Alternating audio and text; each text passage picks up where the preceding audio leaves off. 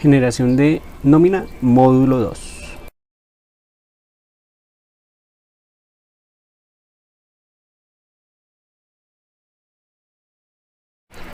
Diferencia entre un sueldo y un salario.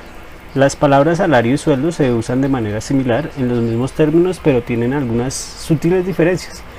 El sueldo es un dinero que se cobra periódicamente. Por ejemplo, una persona contrata a un obrero para realizar un trabajo específico y le va a pagar por el tiempo en que va a durar su trabajo. Salario, la retribución de un trabajador por su labor. En Colombia, esta es la palabra que se utiliza en los contratos, porque es el dinero que se le va a pagar por trabajar en su empresa durante un tiempo determinado y se le va a pagar por su labor.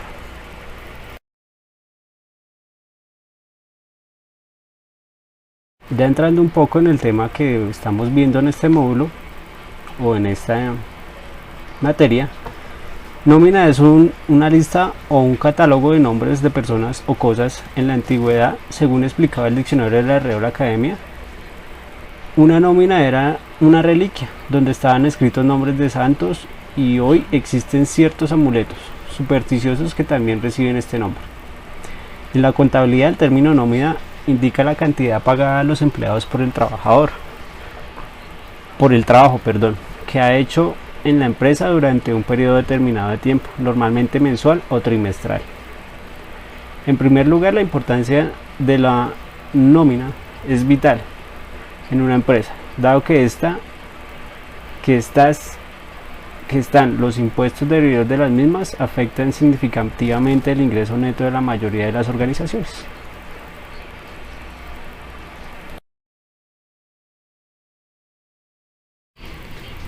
Generalidades de la nómina. La nómina conforman tres partes, a saber, el devengado, las deducciones y las provisiones o apropiaciones. Toda nómina la conforman estas tres partes, pero no todas las nóminas se deben pagar todos los conceptos mencionados, puesto que algunos dependen de los montos deducidos al empleado, como es el caso del Fondo de Solidaridad Pensional y la retención en la fuente, o los créditos por libranza, ya que no todos los empleados lo tienen.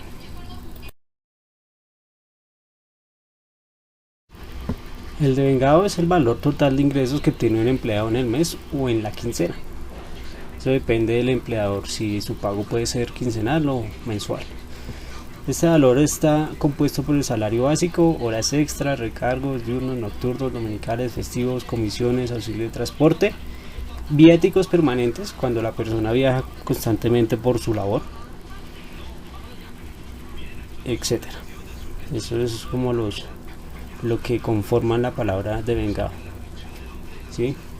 Una vez determinado el valor total de un trabajador devengado en un periodo, sea quincenal o mes, se procede a restar los conceptos que por obligación el empleado debe pagar, ya sea a la empresa o a terceros. Terceros, estamos hablando por ejemplo de la EPS o pensión obligatoria, o también vienen de pronto los embargos por demandas que tenga el empleado.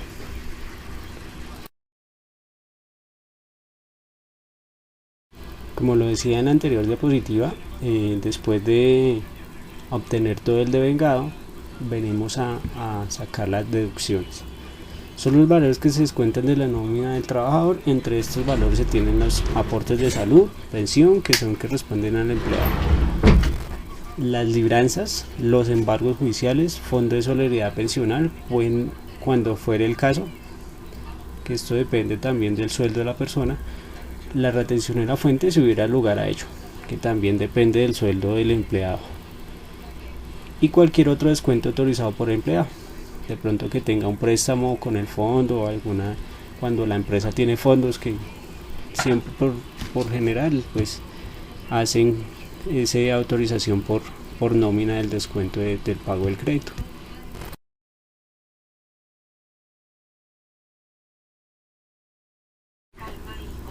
Apropiaciones o provisiones. Simultáneamente con la liquidación de nómina se calculan otros conceptos de la empresa que la empresa debe pagar, como es la salud y pensión en porcentaje que le corresponde, riesgos profesionales, los aportes para fiscales al SENA, cajas de compensación y el Instituto de Bienestar Familiar. Las prestaciones sociales, prima de servicios, cesantías, intereses sobre cesantías, dotaciones, vacaciones. Se les denomina apropiaciones porque, a diferencia del neto que debe pagarse al final del mes, las apropiaciones se pagan el mes posterior en los primeros días o al año siguiente, dependiendo del concepto, por lo que es necesario aprovisionarlas porque la empresa puede disponer con los recursos suficientes dentro de los plazos establecidos por la ley para pagar esos valores. Entonces aquí vemos un cuadro donde podemos determinar qué tipo de apropiación es la que la empresa puede tomar o puede aprovisionar durante el tiempo que necesite.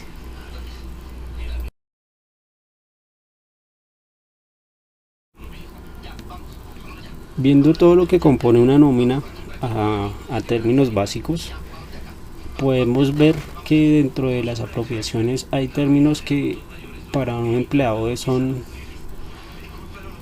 no muy reconocidos, ¿sí? El tema de los parafiscales, el tema de cómo liquidan las cesantías o cómo liquidan las vacaciones.